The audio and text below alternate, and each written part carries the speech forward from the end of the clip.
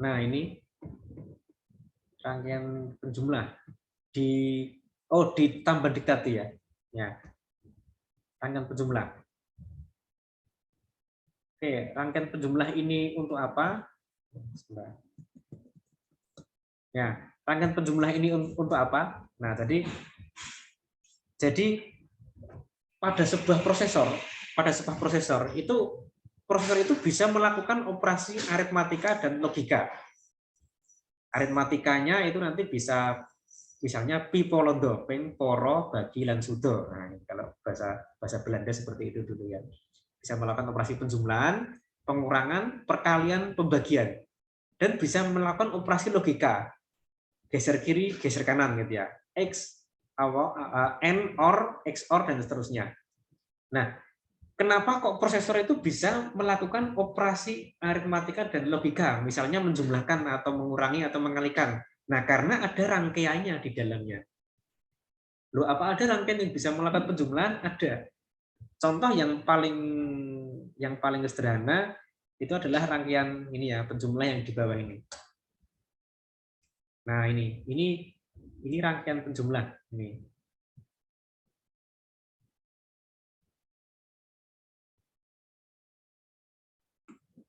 Nah, ini. Jika kita mempunyai dua bilangan X dan Y ini ya. X dan Y, ini X-nya, ini Y-nya. Kalau kita jumlahkan, ini hasilnya. Jadi kalau kita menjumlahkan dua bilangan X dan Y, X-nya 1 bit, Y-nya 1 bit. Ini hasilnya. S itu sum. Oh, hasil kok sum, Pak? Kok enggak H gitu ya hasil ya. Ini kita kan menggunakan istilah internasional ya. Sehingga nanti kalau kalian mendapatkan datasheet, sehingga tinggal mencocokkan, oh S itu sum ya. Jangan menggunakan notasi menggunakan bahasa Indonesia. Kita tetap menggunakan notasi yang nanti digunakan di internasional ya. Ya misalnya, ini kalau di itu ya kan, kalau di perangkat elektronik itu kan juga tetap menggunakan notasi internasional, volume gitu ya. Jangan diganti besar gitu ya, jangan ya. Treble diganti nada tinggi gitu ya. Bass diganti nada rendah, jangan seperti itu. Itu kan nanti tidak standar nanti. Nah, kita menggunakan notasi internasional dan istilah internasional. Hasil itu sum, C itu bawaan, itu carry. 1 tambah 1, 0 tambah 0, 0. 0 tambah 1, 1. 1 tambah 0, ya 1. 1 tambah 1, hasilnya 0, bawaannya 1. Ya. Karena ini hanya 1 bit. 1 tambah 1, kalau 1 bit ya 0 hasilnya. Tapi dia ada bawaan atau carry 1. Sehingga kalau ini di format 2 bit ya jadi 1, 0. Tapi kalau hanya di format 1 bit ya hasilnya 0, bawaannya 1 kan gitu. Nah, rangkaian penjumlah yang paling sederhana, nah ini menggunakan rangkaian seperti ini. Ya, ini kalau bilangan di sini dimasukkan data X, ini data Y. Ini hasilnya di sini, sum. Ini bawaannya, carry. Ya, coba aja ini X, Y dimasukkan ya. 0, 0, ya 0. 0, 1 dimasukkan ke XOR. XOR itu kalau output ya kalau inputnya berbeda outputnya 1. Ya, 1. 1, 0 ya sama ya, 1 ya. 1, 1 ya kembali ke 0. Nah, ini menggunakan XOR menjadi sum. Yang ini N itu untuk carry-nya. N itu akan jadi 1 kalau ini 1, 1. Ini 1, 1, ini 1. Nah, ini rangkaian dasar penjumlah seperti itu. Secanggih apapun mikroprosesor pasti punya rangkaian ini, karena ini rangkaian dasar untuk menjumlahkan. Oh, berarti rangkaiannya kok simpel sekali, Pak? Lah iya, simpel sekali. Dan rangkaian ini kan simpel tapi juga dapat dikemas jadi kecil sekali. Ya seperti prosesor i5 itu kan mungkin terdiri dari sekian miliar gerbang logika. Berarti ukurannya berapa? Ya teknologi sekarang itu kan sudah menggunakan teknologi, kalau yang prosesor itu ada yang 14 nanometer, ada yang 10 nanometer. 14 nanometer, 10 nanometer. Nah, 10 nanometer itu berarti ya satu transistor itu ukurannya 10 nanometer ya. 10 nanometer, 10 kali 10 nanometer itu berarti 1 kali 10 pangkat min 9 meter. Kecil sekali ukurannya. Nah, itu. Ya, ini kan gerbang ini kan terdiri dari beberapa transistor di dalamnya ini. Nah, ini berarti ukurannya kecil sekali ukurannya itu. Nah, ini rangkaian dasar penjumlah seperti itu. Nah, kadang-kadang rangkaian penjumlah kadang-kadang juga dibuat gambar hanya kotak seperti ini, half adder ini ya. Ini half adder, penjumlah paruh. Kenapa kok disebut penjumlah paruh? Karena dia hanya bisa menjumlahkan dua bilangan saja. Menjumlahkan dua bilangan, kemudian hasilnya nanti ada sum, ada carry. Nah, itu half adder seperti itu, atau penjumlah paruh. Nah, rangkaian ini nanti yang menjadi dasar rangkaian penjumlah, dan nanti ini akan menjadi bahan untuk penyusun penjumlah penuh. Penjumlah penuh itu bagaimana? Berarti penjumlah yang nanti bisa menjumlahkan secara bilangan umum. Contoh ini ya, yang digunakan kan penjumlah penuh. Contoh ini. Nah, ini. Kalau tadi X-nya hanya 1 bit, sekarang X-nya kita ganti 5 bit. Nah, ini 5 bit ini ya. X-nya 5 bit.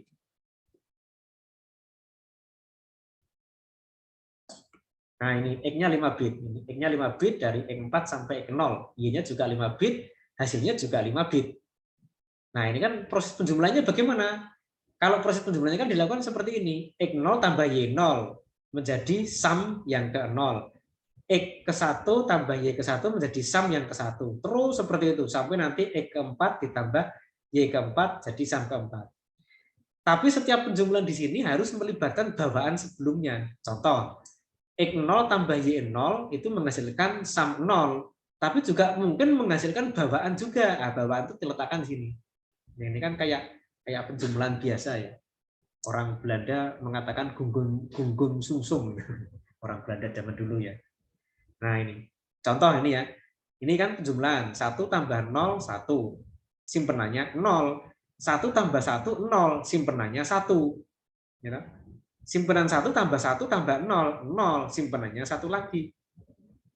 Simpanan 1 tambah 1 tambah 1, hasilnya 1, nyimpen 1. Nah, nyimpen 1 keluar ke sini. Nah, ini. Jadi operasi penjumlahan kan seperti itu. Kalau penjumlah paruh tadi itu hanya bisa menjumlahkan 1 bit. Nah, kalau ini kan X-nya itu 5 bit, Y-nya 5 bit. Berarti nanti harus ada penjumlah yang bisa mengeksekusi penjumlahan 5 bit seperti itu. Nah, itulah nanti yang menggunakan penjumlah penuh. Nah, penjumlah penuh itu kalau mau dilihat rangkaiannya juga sudah ada, itu halaman 4 itu ya, penjumlah penuh. Penjumlah penuh itu yang ini contohnya ini. Nah, ini. Ini kan yang dijumlahkan itu adalah C1, X1, Y1. Penjumlah penuh harus bisa menjumlahkan bilangan yang bersangkutan, X, Y, dan carry dari penjumlahan sebelumnya. Jadi penjumlah penuh itu harus bisa menjumlahkan bilangan yang bersangkutan, ini X, ini Y, dan bawaan atau carry dari penjumlahan di sebelumnya ini. Hasilnya nanti adalah sum dan carry. Nah, itu rangkaiannya di halaman 4. Nah, ini sudah ada ini. Nah, ini X, Y, carry dari penjumlahan sebelumnya. Hasilnya sum, kemudian di sini ada carry gitu ya. Nah, itu. Ini penjumlah penuh. Atau penjumlah penuh juga kadang-kadang dibuat dengan rangkaian seperti ini. Nah, ini. Jadi ini penjumlah penuh ini ya. X, Y dijumlahkan ya, hasilnya dijumlahkan dengan carry dari sebelumnya, hasilnya ini. Nah, ini dicari carry-nya, ini cari carry-nya di sini, ini juga dicari carry-nya, keluar menjadi carry yang nanti akan dikeluarkan. Nah, kalau dilihat diagram ini itu merupakan gabungan dari penjumlah paruh atau half adder. Ini half adder pertama, ini half adder kedua, sehingga sering dibuat diagram seperti ini ya.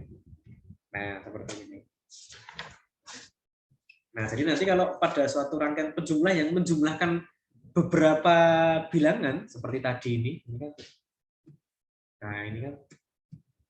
Nah, ini kan menjumlahkan ini. Nah, berarti ini ada penjumlah, ini ada penjumlah, ada penjumlah, ada penjumlah, ada penjumlah. Berarti ada 5 buah penjumlah di sini.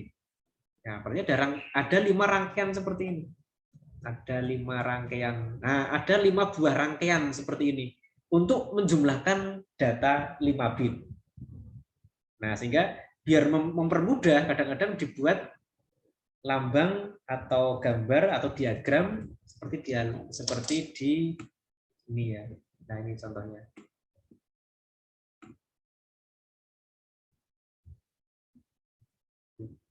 Nah, ini contohnya. Nah, ini. Ini ya. Ini penjumlah penuh, full adder. Ini penjumlah untuk bit ke 0, ini untuk bit ke 1, bit kedua terus sampai bit ke berapa tadi? 4 ya. Nah, sini. Nah, ini berarti ada 0, 1, 2, 3, 4. Berarti ada 4 rangkaian penjumlah penuh. Rangkaiannya tadi itu yang sudah ada di halaman sebelumnya. Nah, itu. Nah, sekarang berarti kalau membuat rangkaian penjumlah itu rumit seperti itu ya. Ya, memang banyak rangkaiannya di dalamnya ya. Banyak gerbang yang ada yang menyusun rangkaian penjumlah. Nah, sekarang kalau mau didemokan, ya itu ada IC 74283 di halaman 5 ini. Nah, ini rangkaian, ini IC yang nanti dapat digunakan untuk menjumlahkan. Nah, ini sudah ada ini ya, penjumlahnya ini kan penjumlah 4 bit, berarti akan menjumlahkan ini. A0, B0, jumlahkan. Nah, ini berarti data di sini, dijumlahkan dengan di sini, hasilnya itu ini, outputnya carry di sini. Kalau bilangannya hanya 4 bit ya berarti carry input jadikan 0. Nah, itu. Di diktat ada beberapa contoh di diktat, nanti bisa dilihat ya. Nah, sekarang kalau mau mendemokan ini, itu nanti kita bisa menggunakan IC yang digunakan untuk ALU. Apa itu ALU? ALU itu kalau di microprocessor mestinya sudah ada yang ALU ya. Masih 10 menit. ALU ini. ALU itu merupakan komponen di mikroprosesor yang digunakan untuk melakukan operasi aritmatika dan logika. Mikroprosesor itu kan otaknya komputer ya. Otaknya komputer itu namanya prosesor. Kalau ukurannya mikro ya disebut mikroprosesor. Miniatur komputer itu dapat direalisasikan menggunakan menjadi sebuah microcontroller. Nah, sehingga microcontroller itu punya prosesor di dalamnya. Prosesornya itu terdiri dari beberapa komponen. Salah satu komponennya adalah ALU. ALU itu yang melakukan operasi aritmatika dan logika.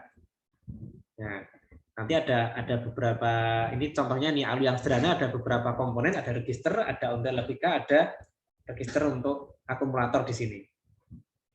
Nah, ALU yang paling sederhana itu nanti kita bisa menggunakan IC 74LS382. Nah, ini 74LS382. Nah, cara menggunakan IC ini bagaimana? Cara menggunakan IC ini, ya IC ini bisa beroperasi untuk operasi penjumlahan, bisa untuk pengurangan, ya bisa A plus B, ini kan data masuk di A dan B keluar di S. Data masuk di A, data masuk di B, dan keluar di S di sini. Ini S itu merupakan sum-nya. Nah, nanti di sini, keluarnya di F ya, di F, keluar di F keluarnya. Jadi masuk di A, masuk di B datanya, data outputnya di F. Dan carry, ini ada carry. Kemudian ini ada carry input. Nah, sekarang di sini IC ini dapat beroperasi sebagai IC penjumlah A plus B. A plus B bisa A min B, bisa B min A dibalik, bisa juga logika XOR, OR, AND. Nah, atau preset. Kalau preset berarti nanti semuanya satu ya. Nah, IC ini dapat diubah-ubah fungsinya menggunakan ini ya, saklar ini. S0, S1, S2. Ini saklar. Ini ada switch-nya. Nah, ini switch-nya. Berarti nanti IC ini mau kita minta untuk menjumlahkan atau mungkin mengurangi atau operasi logika, nanti bisa menggunakan data di S ini sebagai switch-nya. Nah, yang menarik di sini ya, IC di sini itu nanti ada OVR. Apa ini OVR? OVR ini kepanjangan dari overflow ini ya. Nah, tadi di sini ini kan jadi IC ini sudah dilengkapi dengan overflow. Overflow itu nanti digunakan untuk indikator kalau nanti terjadinya overflow. Ya, misalnya 4 bit ya. 4 bit itu kan maksimal kan kalau kita menggunakan bilangan tak bertanda itu kan 0 sampai 15. Nah, misalnya kita menjumlahkan bilangan 2 dan 3, jumlahkan ya jadi 5. Tapi kalau kita jumlahkan misalnya 10 tambah 10 gitu ya. Nah, kan tidak bisa. 10 itu kan 1 0 1 0 1 0. 1 0 1 0. Outputnya tetap ada datanya, tapi itu kan overflow. 10 tambah 10 20. 20 itu kan sudah melebihi jangkauan 4 bit. Nah, maka hasilnya akan salah. Hasilnya akan salah. Hasilnya akan salah. Nah, nanti ada indikator overflow-nya nanti akan aktif. Ya. Ini juga terjadi kalau kita menggunakan, kalau di pemrograman ya, di programming itu kita menggunakan bahasa tingkat menengah, misalnya C++ itu ya. C++ atau mungkin C yang ada di Arduino itu ya. Kalau kita menggunakan variabel char itu 8 bit.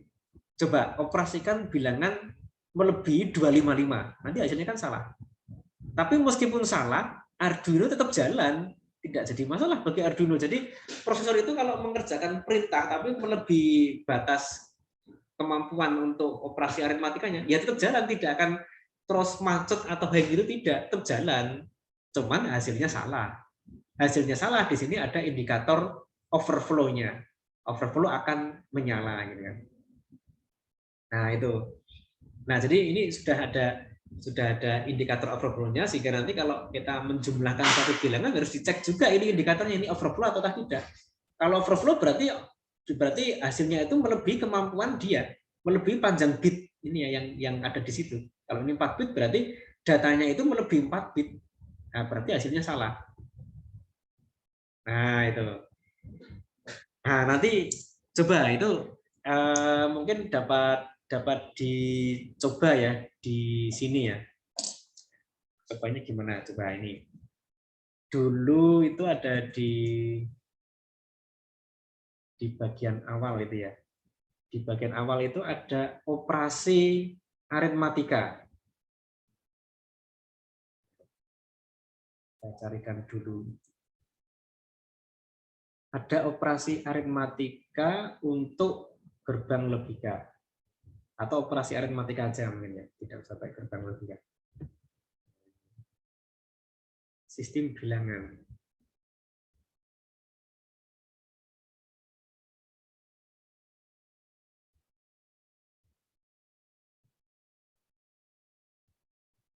Hexadesimal.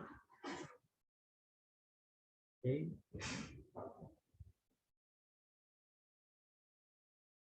Nah ini. Nah ini.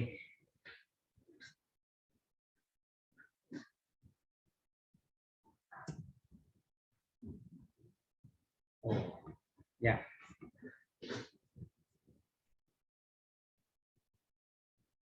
Nah, ini contoh di diktat teknik digital bab 2.9.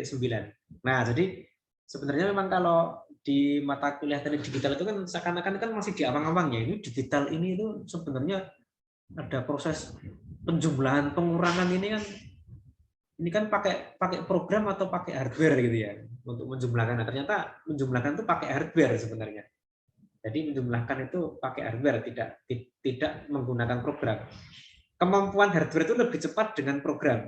Jadi kalau nanti mungkin satu saat kalau ada beberapa nanti ada yang mengerjakan tugas akhir ya menggunakan FPGA dia seperti kemarin yang ada tugas akhir dengan bimbingan Pak Denny itu menggunakan FPGA, itu dapat dibandingkan. Kalau operasi penjumlahan menggunakan hardware itu lebih cepat dibanding menggunakan software. Karena pada hakikatnya software itu nanti juga mengakses hardware. Jadi prosesor itu bisa menjumlahkan itu karena ada rangkaian penjumlah tadi itu. Prosesor bisa mengalihkan karena ada rangkaian penjumlah. Mengalihkan kan menjumlahkan berkali-kali. Bisa membagi itu karena ada rangkaian penjumlah, ada rangkaian pengurang. Nah itu. Nah ini ada contoh operasi penjumlahan. Wah ini kebetulan 5 bit ya. Ya. Nah nanti mungkin dapat didemokan, mungkin yang ini dulu. Ya, 9/15 itu sama dengan berapa gitu. Ya. Nah, ini kan ini dikerjakan oleh hardware, tidak dikerjakan oleh software. Karena bagi dalam bangun software nanti akan mengakses hardware. Nah, coba ini. Nah, mungkin gini aja. Ya. Oke. Ini untuk A-nya. Ini untuk A. Ini untuk A. Ini untuk B. Nah, kemudian di sini coba jumlahkan bilangan berikut. Bilangannya itu nanti mulai dari 0 sampai dengan kalau 4 bit kan 0 sampai 15. Saya buat dalam desimal ya. Nah, demikian yang B-nya itu juga sama. Nanti 0 sampai 15. Nah, nanti F-nya bagaimana F-nya? F bagaimana? Ya. Ya. Loh, caranya bagaimana? Ya ini masukkan aja data A ini 0 sampai 15 divariasi, B sampai 0 sampai 15 divariasi. Lihat nanti OVR-nya. Nah, nanti operasinya apa? Operasinya nanti di sini operasinya ya. Operasinya nanti untuk ini ya, ada beberapa operasi di sini.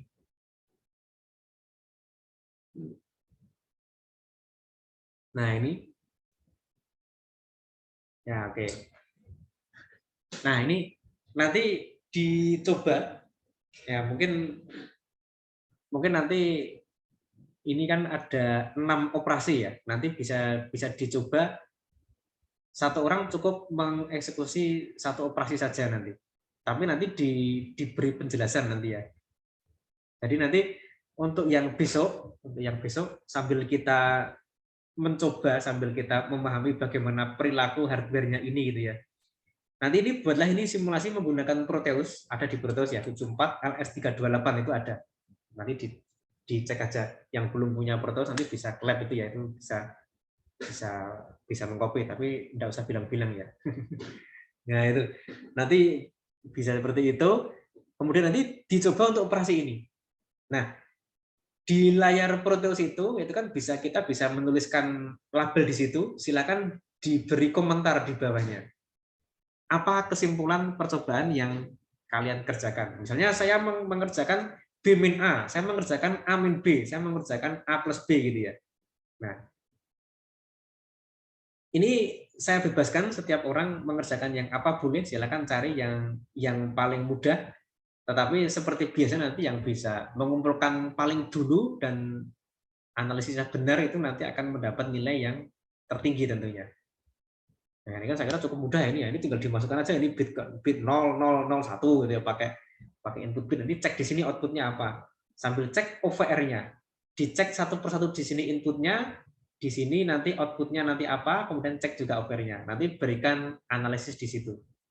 Analisisnya di bawahnya misalnya pada saat A ditambahkan dengan B, F-nya ini outputnya masih bernilai dari 0 sampai 15, maka OVR nanti berlogika 0.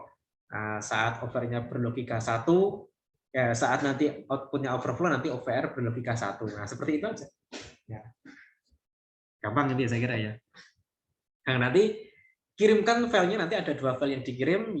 Yang pertama nanti adalah file PDF-nya ya. PDF-nya, yang kedua nanti adalah file rangkaiannya. Jadi ada dua file yang dikirim nanti. Nanti silakan diupload ke Elena nanti.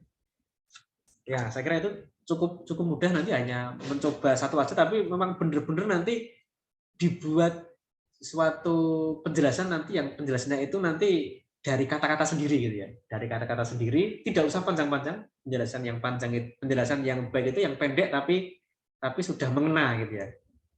Ya memang itu sulit kadang-kadang. Tugas saya itu yang gampang itu kalau kalimatnya panjang-panjang ya, karena menjelaskan yang banyak itu harus panjang kalimatnya. Tapi yang bagus itu penjelasan yang pendek. Semuanya sudah masuk ke situ, tapi jumlah halamannya pendek. Nah, ini usahakan nanti dibuat seperti itu, mungkin dibuat singkat ya. Kalau file PDF-nya mungkin ya jangan melebihi 3 halaman lah, atau jangan melebihi 2 halaman kalau bisa. Cukup diberikan ini aja, ini kalau pada saat ini itu nanti tidak overflow, saat ini nanti overflow gitu ya. Yang menarik di sini coba nanti overflow itu saat kapan terjadinya? Ini indikator overflow ini aktif saat kapan? Oh, B min A itu bisa overflow. Misalnya ya, A min B ini bisa nggak overflow gitu kan? A plus B ini bisa nggak overflow gitu kan? Nah, ini kan nanti dapat dicari-cari. Oh, ternyata kalau ini tuh nggak bisa overflow, misalnya ya. Kalau ini itu bisa overflow. Kalau ini itu bisa overflow. Kalau ini itu tidak, misalnya seperti itu. Nanti akan terlihat nanti. Ya.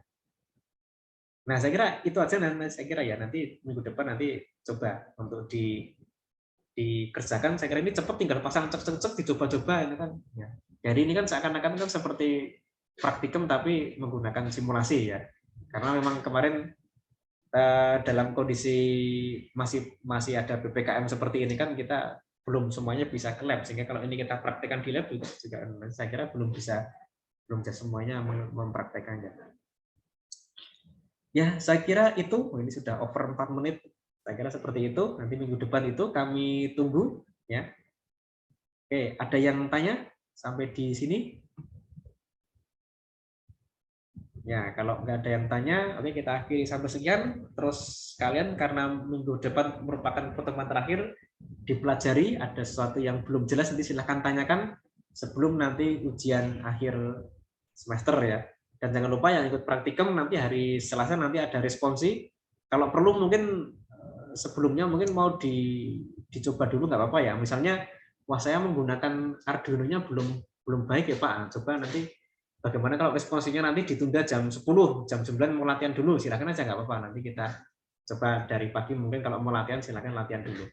Mas Adi sudah mereinstall beberapa software di sana ya, sehingga nanti biar lebih bagus. Karena kemarin ternyata ada beberapa software yang ada beberapa komputer yang perlu diinstal softwarenya ya, diinstal ulang softwarenya ya. Oke, saya kira dari saya untuk hari ini seperti itu. Jika nggak ada yang tanya, kita akhiri sampai sekian. Dan saya harapkan nanti minggu depan kita tetap bisa bertemu ya. Oke ya. Sampai jumpa. Selamat pagi.